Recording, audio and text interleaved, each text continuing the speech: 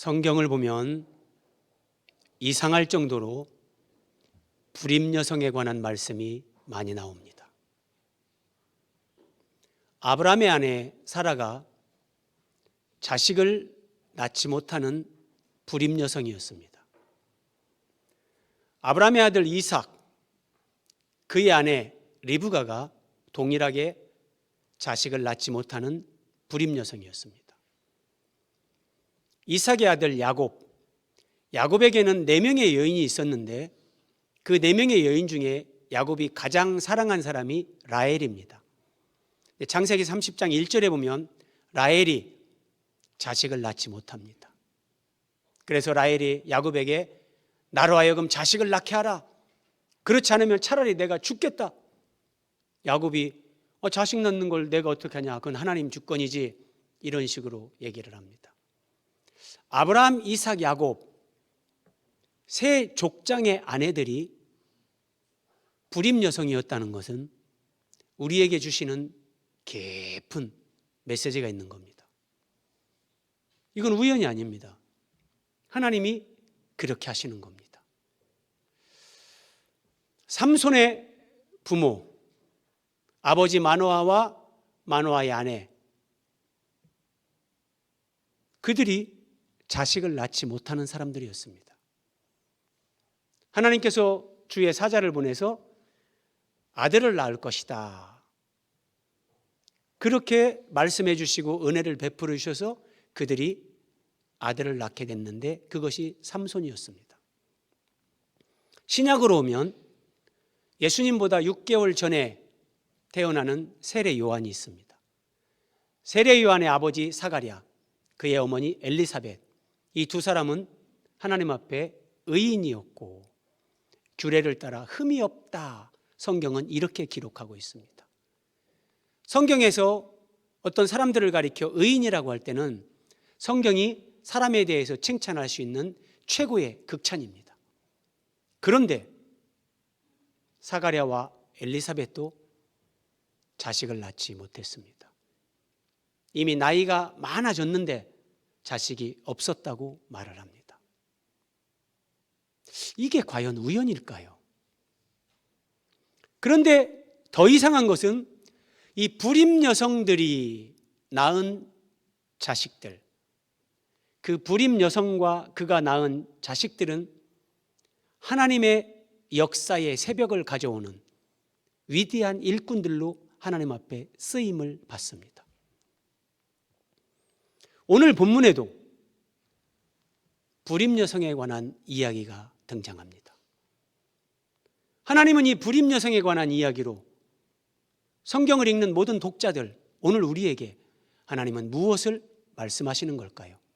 말씀을 통해서 함께 하나님의 음성을 듣고자 합니다. 사무엘상 1장 1절입니다. 에브라임 산지. 자, 지도를 한번 보십시오. 항상 지중해가 있고, 자, 지중해 이제 동쪽에 위에 갈릴리 호수가 있고, 갈릴리 호수에서 요단강이 쭉 흘러 내려와서 아래 사해, 여매라고 하는 사해가 있습니다. 자, 그것을 머릿속에 넣으시고, 여기가 에브라임 산지입니다. 그러니까 에브라임 지파에게 하나님이 분배해 주신 땅. 자, 에브라임 산지, 거기에 라마다임 소빔 위치를 한번 보겠습니다. 여기입니다. 에브라임 산지에 라마다임 소빔, 줄여서 이제 뒤에 가면은 성경 다른 데 보면 라마 그렇게 얘기를 합니다.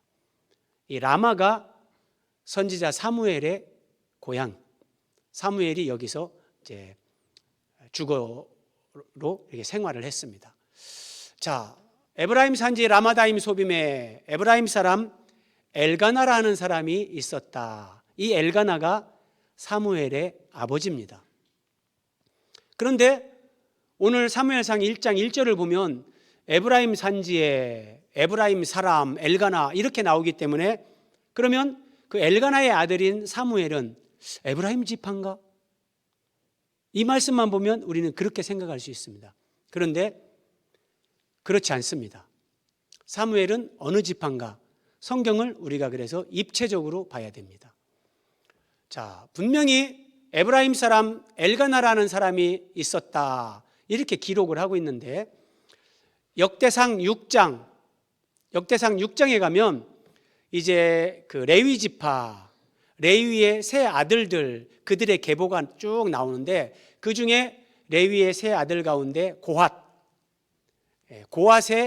그 후손들에 대해서 쭉 기록을 하면서 사무엘은 엘가나의 아들이요. 사무엘상 1장 1절을 보십시오. 에브라임 사람 엘가나라 하는 사람이 있었으니, 그렇죠? 사무엘은 이 엘가나 아버지를 통해서 이제 태어나는 거예요. 그런데 자, 또 엘가나는 여로함의 아들이요. 자, 엘가나 하는 사람이 있었으니 그는 여로함의 아들이요. 사무엘상 1장 1절에서 이렇게 얘기하는데, 역대상 6장 34절에도 엘가나는 여로함의 아들이요. 그러니까 같은 지금 족보를 얘기하고 있는 걸 알 수 있어요. 그런데 역대상 6장을 보면 엘가나, 사무엘, 그의 집안이 레위 지파라는 거예요. 레위 지파. 그러면은 왜 엘가나의 가정은 에브라임 산지에 살았는가? 하나님께서 이스라엘 12지파에게 땅을 분배하실 때 레위 지파에게는 땅을 기업으로 주지 않으셨습니다.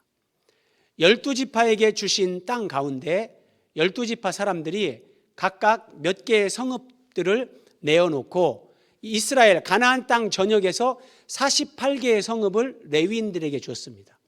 그리고 하나님은 그 레위인들이 이스라엘 전역의 48개 성읍에 흩어져 살게 하셨습니다. 왜냐하면 이제 모세의 후계자였던 여호수아가 죽고 여호수아의 후계자를 하나님이 세우지 않습니다.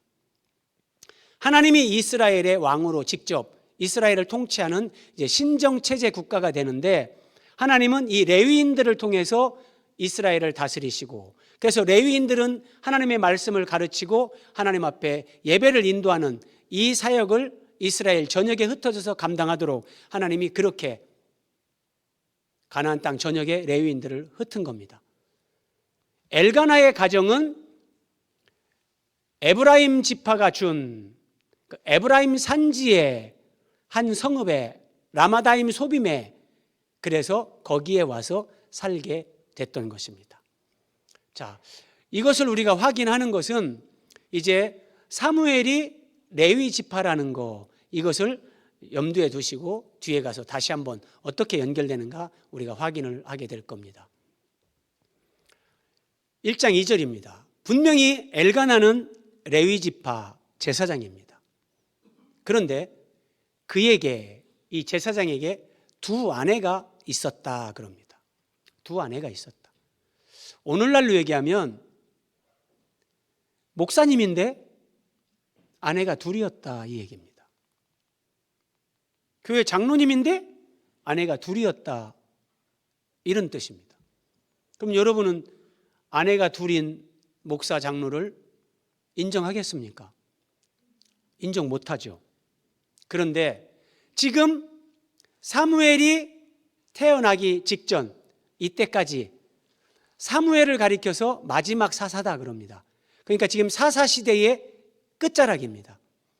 이스라엘 백성들이 사사시대 때 가장 영적으로 타락하고 영적으로 무질서 혼돈의 시대, 사람들이 하나님 말씀을 따라 사는 것이 아니라 각기 자기 소견에 오른 대로 자기 생각대로 막 사는 거예요. 그 연장선상에서 제사장 엘가나에게 아내가 둘이 있는 겁니다. 그러니까 제사장 엘가나에게 아내가 둘이 있다는 것은 그 시대상을 보여주는 단면입니다. 사람들이 이 정도로 하나님 말씀을 떠나 있었고 육체의 욕망을 따라 살았고, 아니 제사장이, 목사님이 아내를 둘을 두고 살면서, 여러분 이런 일이 없어야 되겠지만 지금 유럽이나 미국 사회에 가면 예를 들어서 이렇게 주일 예배를 마치고 나갈 때 앞에서 이제 목사님하고 사모님이 인사를 합니다, 교인들하고. 그런데 목사님 옆에 있는 사모님이 남자입니다. 이게 지금 유럽 교회와 미국 교회의 현실입니다. 미국 교회가 다 그런 건 아니지만 근데 그쪽으로 갑니다. 사사시대가 이런 시대예요. 그러니까 남자와 남자가 결혼을 하고 여자가 여자와 결혼을 해서 내가 제사장이다, 내가 사역자다, 이렇게 교회를 섬기고 있는 거예요. 우리가 깨어있지 않으면 여러분, 이런 무서운 시대, 영적 사사시대가 우리 가운데도 도래할 수 있다는 거예요. 그래서 하나님은 정말 말할 수 없는 이런 비참한 시대에 한 사람을 찾으시고 그 사람을 준비시킵니다. 이 사사시대를 종식시킬 수 있는 사람, 남자끼리 결혼을 하고 여자끼리 결혼을 하면서 그러면서 목사요 사모라고 하는데 사람들은 그것이 잘못됐다는 생각조차 하지 못하는 시대, 우리가 살아가고 있는 이 21세기, 이게 현실이고요. 사사시대가 이러했다는 거예요.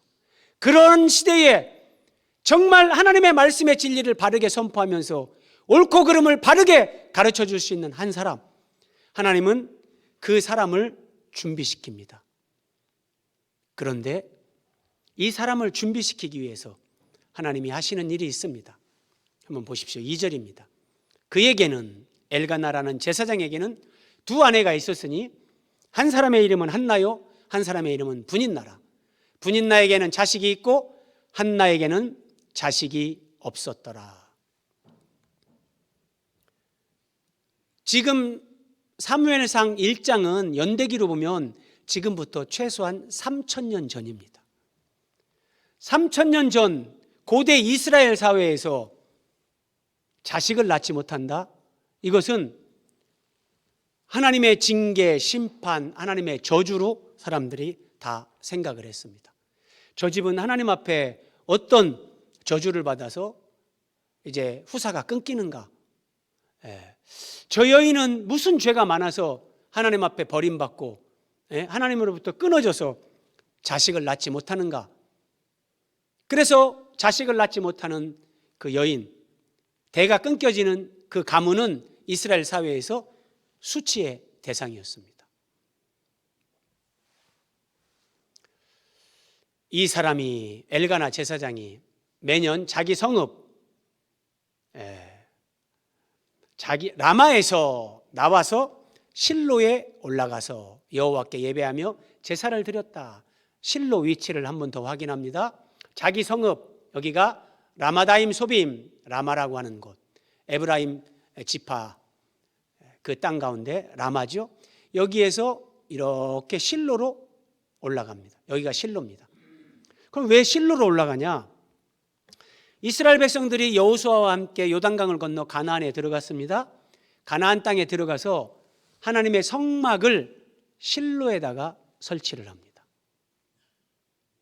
그래서 이제 솔로몬의 성전이 지어지기까지 이스라엘 백성들 가운데 실로는 이스라엘의 그 신앙, 종교의 중심지가 됩니다. 이것은 우리에게 뭘 시사하냐면, 엘가나가 비록 아내를 2명 뒀지만 이 사람은 하나님의 율법에 따라 유월절, 오순절, 초막절, 절기를 지키기 위해서 이 사람은 항상 매년 성막이 있는 실로에 올라가서 하나님 앞에 예배하며 제사를 드린 사람. 그래서 이 사람은 그때 당시 기준으로 볼 때 매우 경건한 믿음의 사람입니다.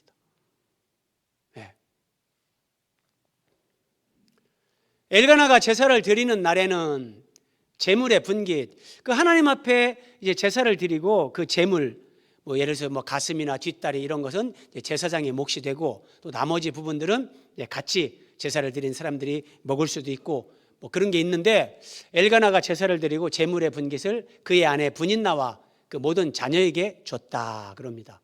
그리고 한나에게는 갑절을 주니 그를 사랑함이라. 엘가나 제사장이 두 아내 가운데 한나를 극진히 사랑합니다. 야곱이 라헬을 사랑했던 것처럼 그렇게 한나를 사랑합니다. 그런데 그 한나에게는 자식이 없었습니다.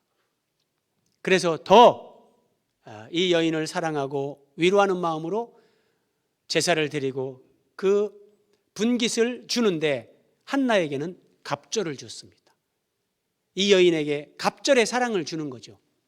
그런데 이어지는 말씀을 보십시오. 여호와께서 그에게 임신하지 못하게 하시니. 한나가 자식을 낳지 못했는데 여호와 하나님께서 그에게 임신하지 못하게 하셨다고 성경은 기록합니다. 이어지는 말씀 6절 우리 같이 한번 읽어보겠습니다. 시작.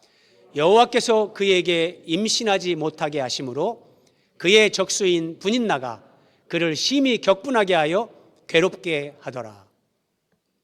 한 번 더 동의어가 반복됩니다. 여호와께서 그에게 임신하지 못하게 하심으로. 하나님은 왜 한나가 임신하지 못하게 하셨을까요? 여기에는 깊은 뜻이 있습니다.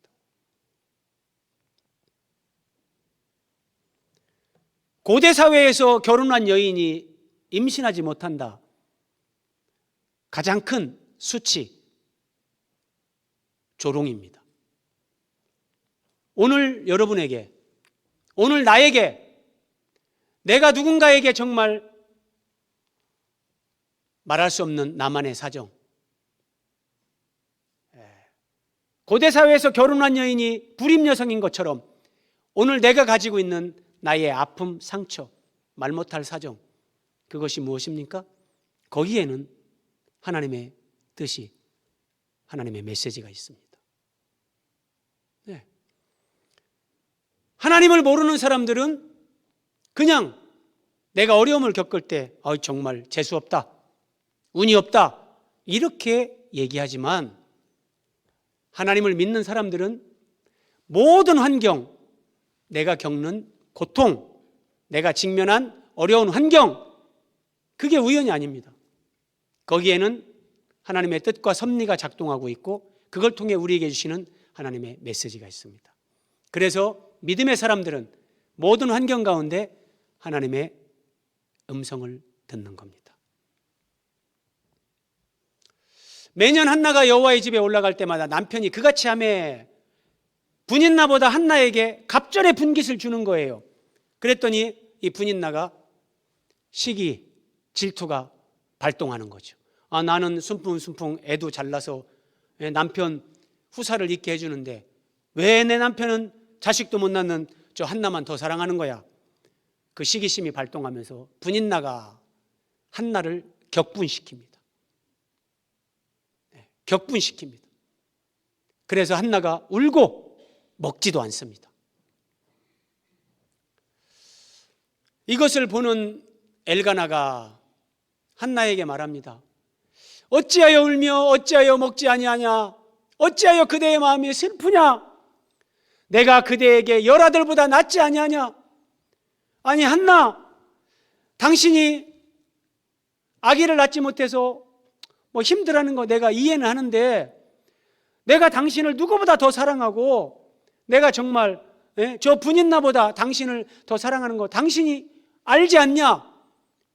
열아들보다 내가 당신을 더 정말 위하고 사랑하는 거 내 사랑이 열아들보다 낫지 않냐? 엘가나가 이렇게 말할 수 있을 정도로 한나를 사랑한 거예요. 우리에게 적용해 보겠습니다.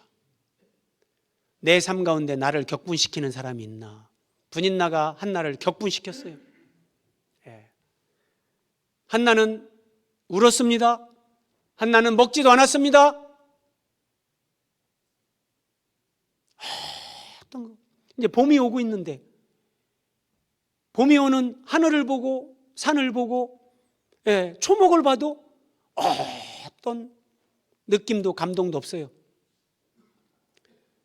TV를 봐도 재미난 것도 없고 이게 누가 맛있는 음식을 사준다고 해도 먹고 싶지도 않고 이게 우연이 아닙니다, 여러분. 하나님은 우리에게 그런 환경을 허락하실 때 또 보세요. 남편이 갑절의 분깃을 주면서 갑절의 사랑을 해줬어요. 남편이 나를 갑절로 사랑해 주지만 그 남편의 갑절의 사랑으로 해결되지 않는 나에게 슬픔이 있다는 거예요. 왜 하나님은 이런 환경, 이런 상황을 한나에게 허락하시는가? 왜 하나님은 우리에게 이런 환경을 허락하시는가? 우리에게 기도의 자리로 나와서 기도하라고 하나님이 부르시는 겁니다. 기도하지 않으면 여기에서 벗어나지 못합니다. 여호와께서 그에게 임신하지 못하게 하셨다. 그러면 하나님의 놀라운 뜻과 섭리가 거기에 있는 거예요. 기도하지 않고는 이걸 깨달을 수가 없어요. 이걸 깨닫지 못하면 하나님은 더 큰 뜻을 가지고 지금 내 인생에 그렇게 섭리하시고 역사하고 계시는데 기도하지 않으면 낙심하고 절망하고 식음을 전폐하고, 아들, 딸이 아이고 뭐 엄마 안 되겠다. 엄마 내 이거 티켓 끊어왔어요. 여기 가세요. 뭔데? 임영웅 공연 티켓입니다. 딴 때 같으면 막 좋아하고 난리 날 건데 아이고 마 다 귀찮다. 하나님이 기도하라는 겁니다. 기도하면 하나님이 깨닫게 하세요. 그런데 여러분, 기도는 영적인 노동입니다. 기도가 가장 쉬운 것 같은데 쉽지 않습니다. 새벽에 일어나서 기도하려고 해보세요. 아유, 조금 더 자자. 오늘은 자고 내일부터 쉽지 않습니다. 그런데 하나님이 기도하게 하실 때 기도해야 됩니다. 때로는 새벽을 깨우고 때로는 깊은 밤 예배당에 나와서 기도하고 또 셀 가족들과 기도 제목을 나누고 기도하고 기도해야 됩니다. 기도하면 하나님이 나에게 왜 지금 이런 환경을 허락하셨는지 하나님의 뜻을 깨닫게 됩니다. 한나가 마음이 괴로워서 여호와께 기도하고 통곡합니다.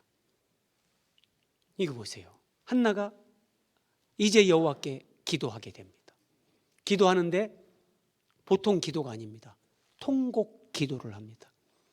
여러분, 하나님을 믿고 지금까지 살아오시면서 이렇게 통곡하며 기도해 본 적이 있으십니까? 아이고, 기도를 신사적으로 하셔야지. 하나님, 예수님 이렇게 기도해야지. 하나님, 이렇게 해보셨냐고요. 통곡하며 옆에 누가 있든 없든 막 눈물이 그냥 뚝뚝뚝뚝 떨어지고 창피한 게 어디 있습니까? 하나님 앞에 내 마음을 토하면서 하나님 앞에 기도하는데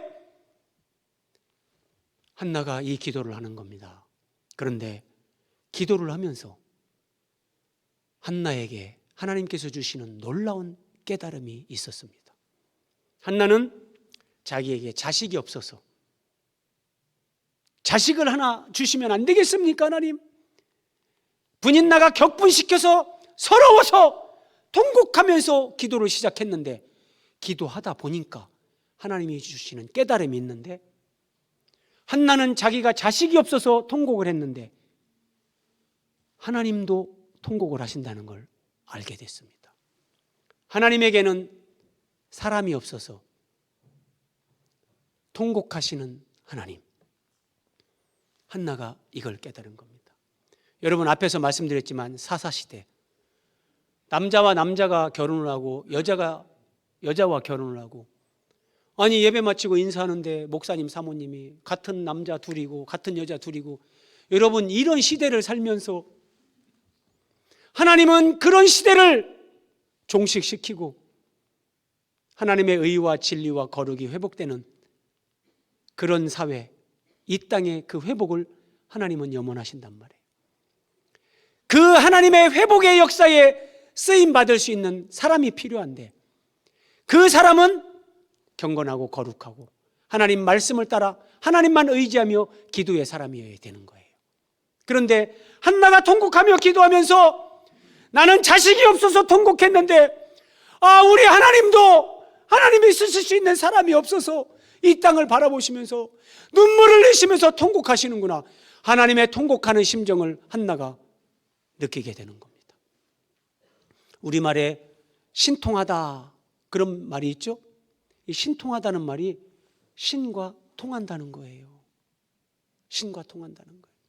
여러분, 예수님을 믿는 사람들 마음 안에는 예수님이 성령으로 내주하시잖아요.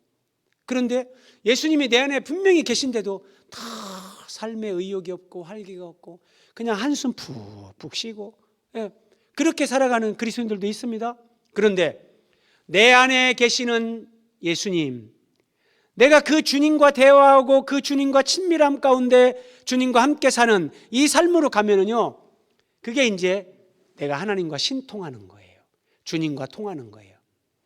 한나가 자기 기도를 시작을 했는데 하나님의 마음과 통하는 거기에 이르는 거예요. 하나님의 마음을 만지는 사람, 하나님의 마음에 이르는 사람, 기도를 통해서 한나가 여기까지 나아갔고 하나님이 이 은혜를 베푸신 거예요. 그리고 12절에 보면 한나가 오랫동안 기도했다 이런 표현이 나옵니다. 한나는 오래 기도했습니다. 여러분, 기도가 너무 어려워요. 기도 실컷 한 줄 알고 눈 떴는데 1분밖에 안 지났어요. 이런 사람 많습니다. 이런 사람 많습니다. 오래 기도할 수도 있어야 됩니다, 여러분. 길을 걸으면서 기도해도 되죠. 저도 산책하면서 걸으면서 기도할 때 너무 좋습니다. 주님, 오늘 바람이 참 좋습니다. 저 나무에 새싹이 돋네요. 주님, 이 계곡물 소리가 들리는데 예, 하나님과 어린 양의 보좌로부터 생명수 강이 흐르고 그 생명수 강이 흐르는 이 계곡물이 그 그림자라는 거 하나님 감사합니다. 이렇게 주님과 대화하면서 기도를 해요. 그런데 그렇게 기도하는 것도 귀하고 아름답지만 어떨 때는 여러분, 우리가 하나님 전에 나와서 오래 기도하는 것도 할 수 있어야 됩니다. 오래 기도하다 보니까 한나는 하나님은 이 패역한 세상, 하나님을 대적하는 이 세상, 이 죄인들을 향해서 하나님은 정말 오래오래 참고 오래오래 기다리셨구나, 이거를 깨닫게 됩니다. 이 하나님의 마음을 알게 되는 겁니다. 여러분, 기도에 힘쓰십시오. 새벽에도 나오시고 금요 철야 기도에도 나오시고 기도해 보십시오. 기도하면 그 영이 삽니다. 영이 살면, 내 안에 계시는 성령이 충만하게 역사하시면 그것을 신난다, 그렇게 얘기하는 겁니다. 내 안에 계시는 하나님, 그 하나님이 기뻐하실 때 그것이 우리 삶에 신이 나는 겁니다. 기도에 힘쓰시기 바랍니다. 한나의 기도가 이제 서원 기도로 발전합니다. 서원하여 이르되. 한나는 통곡 기도, 오랜 기도, 이제 서원 기도로 발전을 하는데, 우리 한국교회 적지 않은 성도들이 서원 기도에 대해서 많은 오해를 가지고 있습니다. 서원 기도하면 내가 하나님 앞에 이렇게 해주시면 제가 이렇게 하겠나이다, 서원했다. 예를 들어서 저도 처음 교회 갔을 때 우리 청년부에 그런 사람이 한 명 있었습니다. 나는 진짜 목사 되기 싫은데 우리 엄마가 나를 뱃속에 가졌을 때 서원을 해가지고 나는 목사가 안 되면 안 되는 운명이다, 이런 사람이 있었어요. 그런 것을 서원 기도라고 하지 않습니다. 그런 서원 기도는 하나님이 기쁘게 받지를 않습니다. 진짜 서원 기도가 뭐냐? 하나님의 뜻을 깨닫고 하나님의 뜻이 내 기도가 되는 겁니다. 하나님의 마음과 내 마음이 하나가 되어서 하나님의 뜻이 내 기도가 되는 거예요. 이게 서원 기도입니다. 한나가 이렇게 기도합니다. 주의 여종의 고통을 돌보시고. 만약에 여러분, 주의 여종의 고통, 한나의 고통을 우리가 표면적으로만 생각한다면, 분인나가 자식도 못 낳는 것이 격분시켜가지고 진짜 뚜껑 열리고 열받네, 하나님 내가 이렇게 서러움 당하는데 하나님 나를 모르십니까?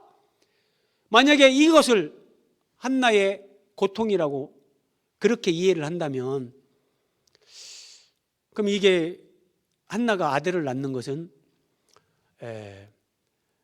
절간에 가서 100일 기도하고 아들 낳았다라고 하는 거하고 틀린 게 없습니다. 성경은 그런 얘기를 하는 게 아닙니다. 주의 여종의 고통을 돌보시고 한나는 기도를 통해 하나님의 마음과 통했습니다. 하나님의 마음을 알았습니다. 한나가 느끼는 고통은 개인적인 사적 감정의 고통이 아니라, 나에게 자식이 없는 것처럼 이 땅에 하나님이 필요로 하는 사람이 없어서 통곡하시는 하나님. 여러분, 남자 부부가 교회 앞에서 교인들에게 인사를 한다고 생각해 보세요. 그 상황에서 통곡해야 되지 않겠습니까? 거기서 희희낙 나가면서 아이고 목사님, 사모님, 그런 시대가 된다면 저주 아니겠습니까? 그 시대를 보면서 하나님 앞에 통곡하는 거예요. 그 고통, 하나님 주의 여종의 고통을 돌보시고 여종에게 아들을 주시면 내가 그의 평생에 그를 여호와께 드리고 삭도를 그의 머리에 대지 아니하겠나이다. 나시린으로 이 아들을 잘 양육해서 바쳐서 하나님 쓸 수 있는 사람 되게 하겠습니다. 이 기도하는 겁니다. 이 기도. 다시 한번 보십시오. 지금 사무엘상 1장은 사사시대의 끝자락입니다. 사사기의 마지막은 이렇게 끝납니다. 사사기 21장 25절인데 그때에 이스라엘에 왕이 없으므로 사람이 각기 자기 소견에 옳은 대로 행하였더라.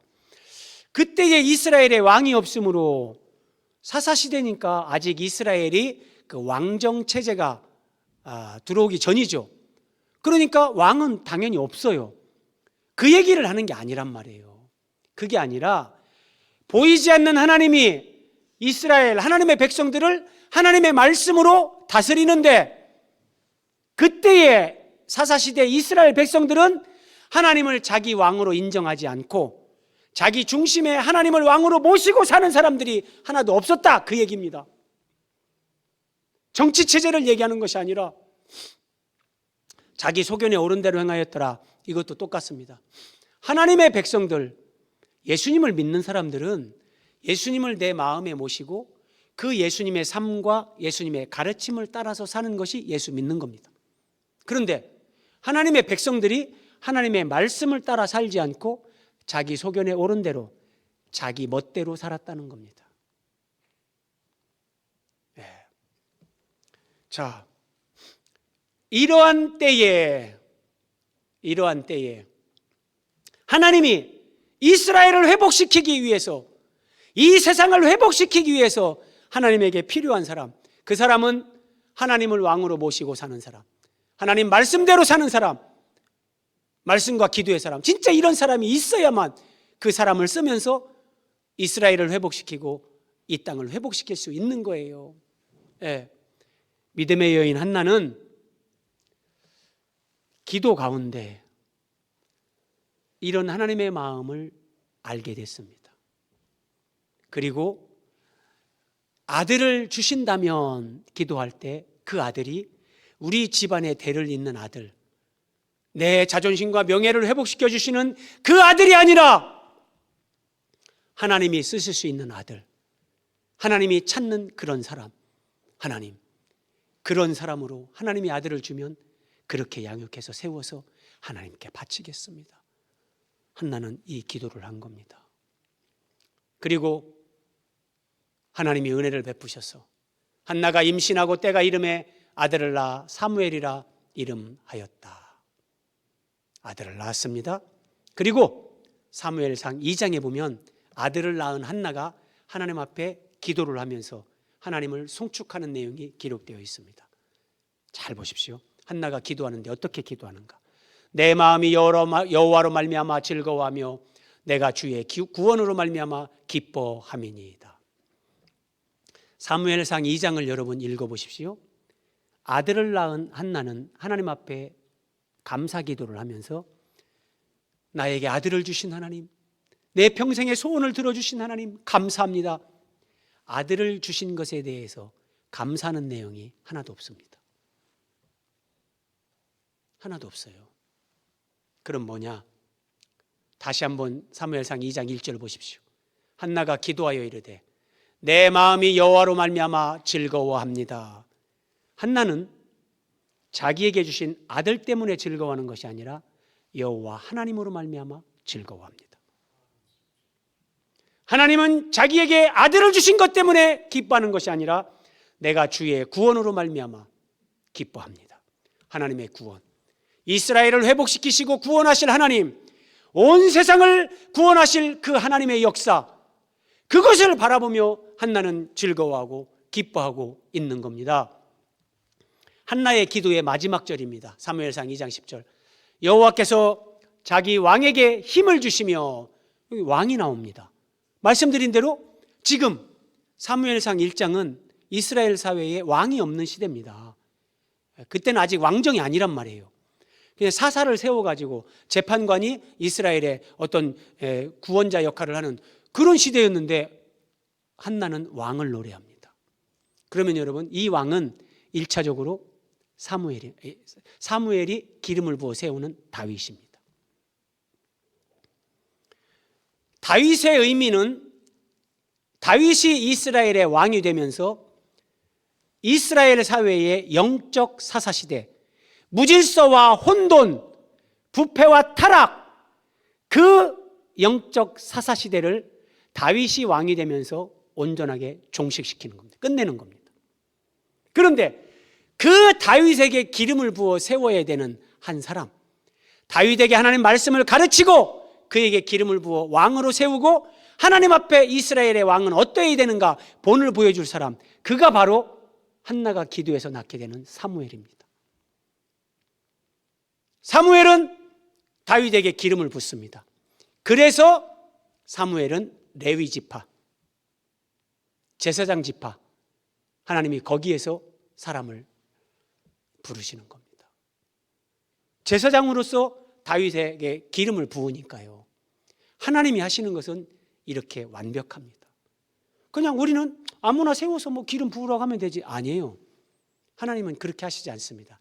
하나님이 정하신 어떤 그런 말씀의 원리, 제사장이 기름을 붓게끔 그렇게 하시는 거예요. 그런데 여러분, 그러니까 사무엘의 출생은 궁극적으로 한 아들을 주셨다, 거기에 초점이 있는 것이 아니라 하나님께서 사무엘을 태어나게 하시면서 이스라엘의 영적 사사시대를 종식시키는 하나님의 구원이 시작되는 거예요.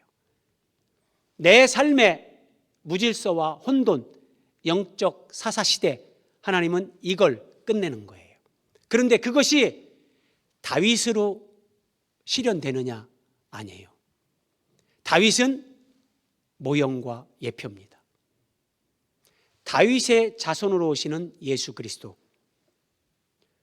한나가 자기 왕에게 힘을 주시며 기름 부음을 받은 자의 뿔을 높이시리로다 라고 할 때, 이 왕은, 기름 부음 받은 자는 궁극적으로 다윗의 자손으로 오시는 예수 그리스도를 가리킵니다.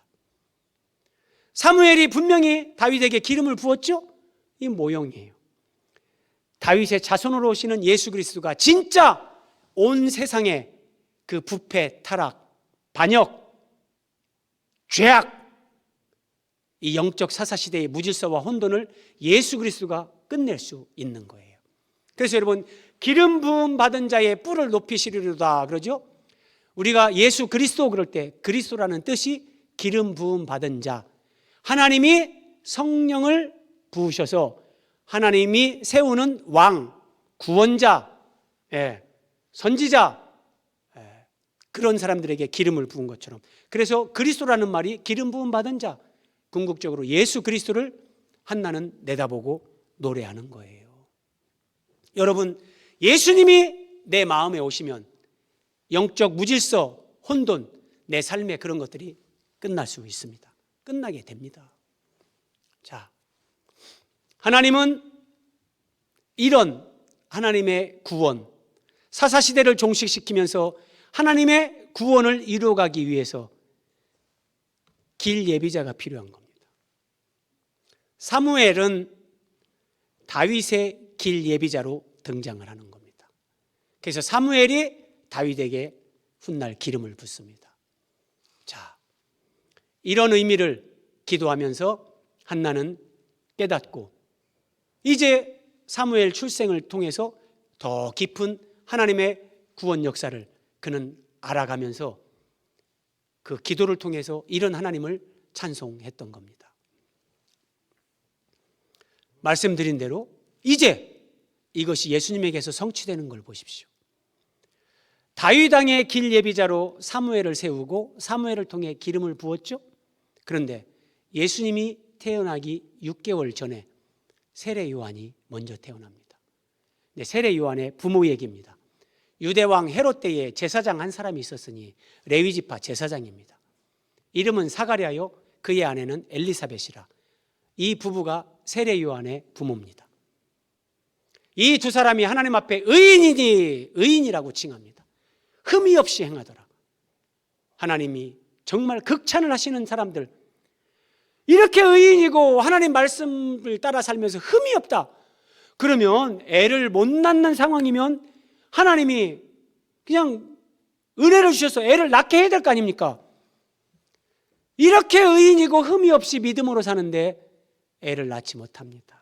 엘리사벳이 잉태를 못함으로 그들에게 자식이 없고 두 사람의 나이가 많더라. 이미 자식 낳을 수 있는 나이가 이미 지나가고 끝났습니다. 그런데 이들에게 하나님께서 가브리엘 천사를 보내서 아들을 낳을 것이다. 이름을 요한이라 하라. 그러면서 세례 요한을 낳게 됩니다. 어떤 의미입니까, 여러분? 하나님은 이스라엘의 사사시대를 종식시키기 위해서 사무엘을 보냈습니다. 사무엘을 보내기 위해 믿음의 가문 엘가나와 한나, 그들이 임신하지 못하게끔 하나님이 주권적으로 역사하셨습니다. 예수 그리스도 앞에 예수님의 길 예비자로 하나님은 세례 요한을 세웁니다. 그래서 세례 요한이 회개의 세례를 전파하면서 회개하라! 예수님의 길 예비자 역할을 합니다. 그런데 똑같습니다. 세례 요한도 레위 지파 제사장 가문의 아들로 잉태하지 못하던 가정에서 하나님의 특별한 섭리로 태어납니다. 그리고 어떻게 됩니까? 사무엘은 이스라엘 백성들 앞에서 이렇게 말합니다. 나는 기도 쉬는 죄를 범하지 않겠다.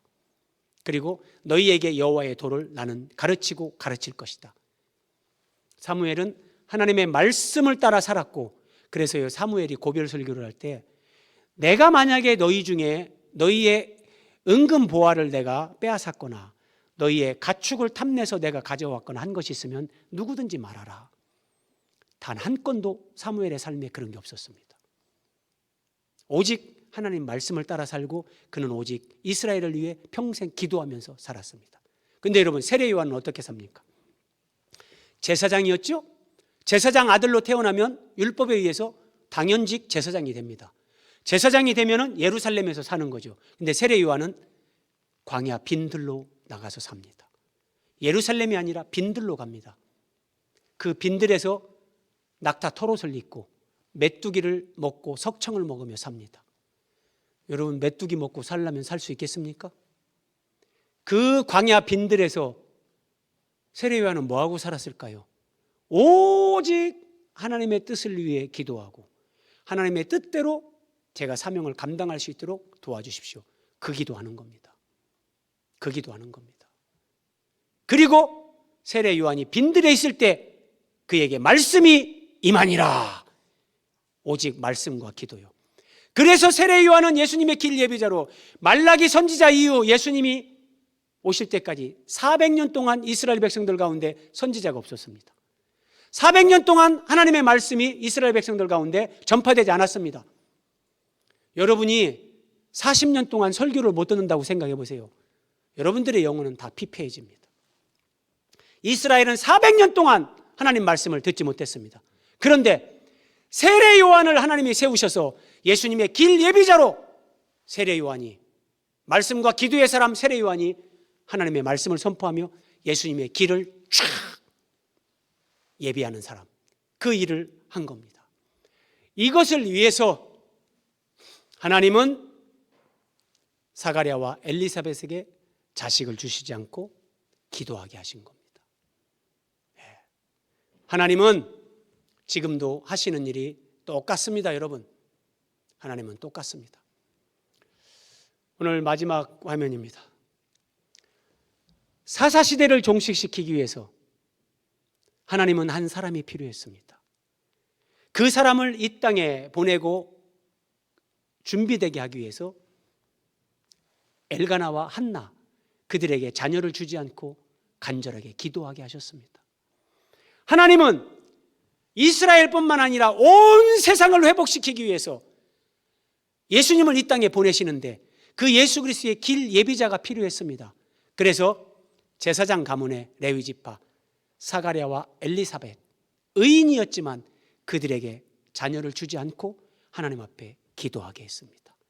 그들이 간절히 진실되게 기도할 때 세례 요한을 태어나게 하시고 예수님의 길 예비자가 되게 하셨습니다. 자, 이 시대는 가장 악하고 음란한 시대입니다. 하나님을 거역하고 하나님의 창조 질서를 적극적으로 노골적으로 거스리는 악한 세대입니다. 하나님은 똑같습니다. 하나님은 이 시대에도 영적 사사시대를 종식시키기 위해 사람을 찾으십니다. 근데 오늘날 그 사람은 누구냐? 말씀과 기도의 사람입니다. 말씀과 기도의 사람. 내가 하나님의 말씀과 기도의 사람이 된다고 할 때 그 말씀과 기도의 정점은 하나님의 마음을 만지는 겁니다. 한나가 기도하면서 하나님의 마음과 통하는 것처럼 하나님의 마음에 내 마음이 접촉되는 겁니다. 아, 나는 자식이 없어서 통곡했는데 하나님도 쓰실 사람이 없어서 통곡하시는구나. 하나님의 마음을 만지고 하나님 마음에 이르는 사람, 하나님의 마음과 내 마음이 하나가 되는 사람, 이게 말씀과 기도의 사람입니다. 우리가 진정 이런 사람이 되면 그 사람은 반드시 교회를 위해 기도합니다. 하나님, 정말 성경의 결론이 교회군요. 교회가 이렇게 소중하군요. 하나님, 우리 교회가 이 땅의 모든 교회들이 예수 그리스도가 머리가 되시고 하나님이 왕이시고 말씀이 왕노릇하는 거룩하고 순결한 교회가 되도록 아버지요, 은혜를 베풀어 주옵소서. 농어촌 교회의 작은 교회들, 도시의 사각지대에 있는 힘들고 어려운 교회들, 하나님, 우리가 함께 세워져가며 도울 수 있도록 도와주시옵소서. 교회를 위해 통곡하며 기도하게 되는 거예요. 그리고 여러분, 거기에 머물지 않습니다. 잃어버린 영혼들을 위해, 하나님이 잃어버린 영혼들을 위해 자기 백성을 찾아오신 주님, 그래서 자기 백성을 위해 자기 목숨을 대속물로 주신 예수님, 그렇군요. 하나님, 지금도 잃어버린 백성들을 위해 눈물로 기도하시는 주님, 그렇군요. 하나님, 그 잃어버린 영혼들을 위해 기도하는 겁니다. 창조 질서에 역행하는 이 세상을 보며 통곡으로 기도하는 사람이 되는 겁니다. 이것이 하나님의 마음과 통하는 사람, 기도하면서 하나님의 마음에 이른 사람, 하나님의 마음을 만진 사람입니다. 오늘 마지막 말씀입니다. 그렇게 기도하면서 그 본인은 주님의 순결하고 거룩한 신부로, 주님 오실 길을 예비하는 정말 신부, 거룩하고 순결한 삶을 살아가는 겁니다. 우리 시대에 하나님이 느끼는 아픔을 함께 느끼며 기도하는 겁니다. 갈수록 많은 나라들이 이제 동성 결혼이 합법화됩니다. 참 이 흐름을 바꿔놓는다는 것은 쉽지 않을 것 같습니다. 그러면 그 흐름을 바꾸지 못하면 온 세상이 남자가 여자가 되고 여자가 남자가 되고 남자끼리 결혼하고 여자끼리 결혼하고, 여러분, 그러면 마지막 하나님의 심판이 임할 수밖에 없는 거죠. 이런 것들이 우리가 사는 시대의 현 상황인데, 영적 실상인데, 이걸 보면서 하나님의 고통을 내가 느끼면서 기도하는 겁니다. 하나님, 내가 부족하고 우리의 자녀들이 부족하지만 우리에게 은혜를 주시고 우리를 훈련시키시고 우리를 세워주십시오. 하나님이 이 시대에 영적 사사시대를 종식시키고자 하시는 그 하나님의 뜻 앞에 내 삶을 드리길 원하고 내 자녀들을, 우리 교회 다음 세대들을 우리가 기도와 물질로 후원하고 양육해서 하나님 앞에 그렇게 쓰임받게 하기를 원합니다. 하나님, 은혜를 베풀어 주십시오. 이 기도가 끊이지 않는 겁니다. 하나님은 오늘도 이 한 사람을 찾으십니다. 한나와 엘가나의 가정을 통해서 하나님의 뜻을 이루시는 것처럼 오늘 우리에게 하나님은 물으십니다. 네가, 너희 가정이 내 부름 앞에 응답하는 믿음의 사람, 믿음의 가정이 되지 않겠니? 하나님이 우리에게 이렇게 말씀하십니다. 여러분의 응답은 무엇입니까? 기도하겠습니다.